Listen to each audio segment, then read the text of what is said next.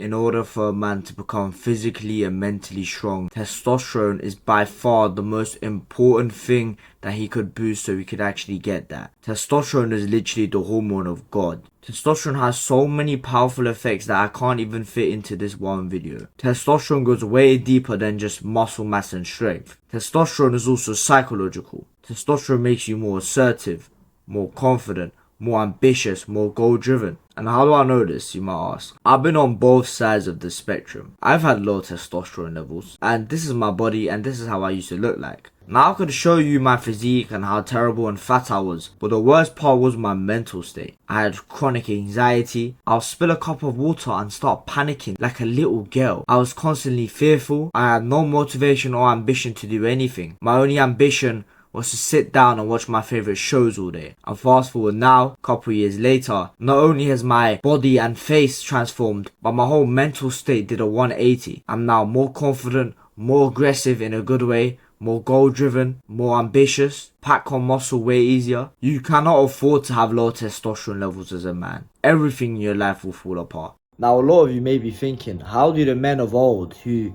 never gave a fuck about testosterone, probably didn't even know what testosterone was, so it was not actually knowledge that's the problem. If it was knowledge that's the problem, then testosterone will not be going down year by year, it will be going up year by year, because more and more knowledge on testosterone is coming out every single year. So the point is that the men of old were doing something very simple back then that the men now are not doing. This is just a logical trend, right? But once you understand the biology behind testosterone, it actually becomes way more simplified and more of a clearer picture, rather than seeing testosterone as this one hormone that you can't boost. Even gym goers now have average testosterone levels. People who pump weights who are muscular. Testosterone is not all about muscle, even though it does help you build muscle way easier.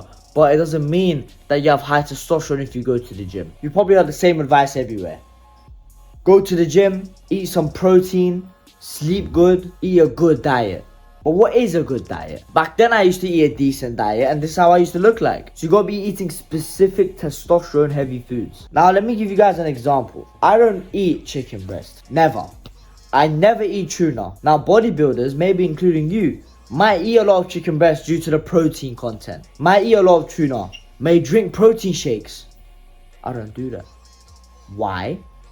It's because protein, although important for muscle protein synthesis, doesn't mean it's beneficial for testosterone. Now indirectly, yes, protein is still good for your testosterone levels, but there's so many other things that come into play in order for you to produce high testosterone. Testosterone is derived from cholesterol, which is basically like a form of fat. So the more fatty foods you eat, the higher your testosterone. But do not eat seed oils. Seed oils are a form of fat, polyunsaturated fats, but they're not good forms of fat. They would actually destroy your testosterone. The only forms of fat I want you to eat is saturated fat from like butter. I want you guys to eat monounsaturated fats from olive oil, from avocados, from nuts. And I also want you guys to eat a bit of polyunsaturated fats, but not seed oils. I want you guys to eat omega-3s. So salmon, sardines, any kind of fatty fish. That is what a lot of men are lacking. Now before I end the video, you might think, Arda, back then some people didn't even have food for fucking days. They didn't know what a fucking diet was. They didn't know what protein was.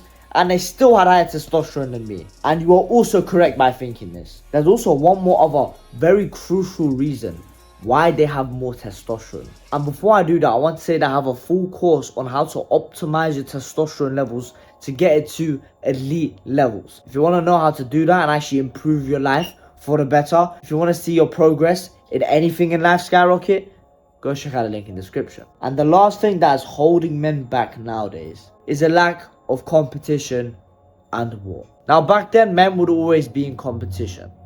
Not on purpose in order to boost their testosterone levels, but that's how they would survive. You see, testosterone is evolutionarily designed for us to pass on our genes. That's why it's given all these characteristics in order for us to actually get a mate and reproduce. So when you're in a competition, and war is one of them, because these people will go to war for social status. So if they do come back and survive, they get that status of being the honorable, brave man and get a mate to reproduce with, have kids, etc. Now, I'm not telling you to go to war. Do micro competitions. Like, go to combat sports, compete with another man. Play chess with another man. Go see who could sprint the fastest. I don't know. Any form of competition where your status is on the line, where it's testing your social hierarchy, your testosterone will go up. Even if you're playing a game that has nothing to do with physical, it could be the most friendliest game ever, but if it's impacting your social hierarchy, your testosterone will go up. That has been the end of the video. If you enjoyed, leave a like. Go check out the link in the description where I have a whole course on how to actually achieve these elite levels of testosterone. Of course, it goes more detailed than that if you want to get to the really high levels, to 1,000 nanograms, etc. That's where you really start to see your life change. I'll see you in the next video. Bye.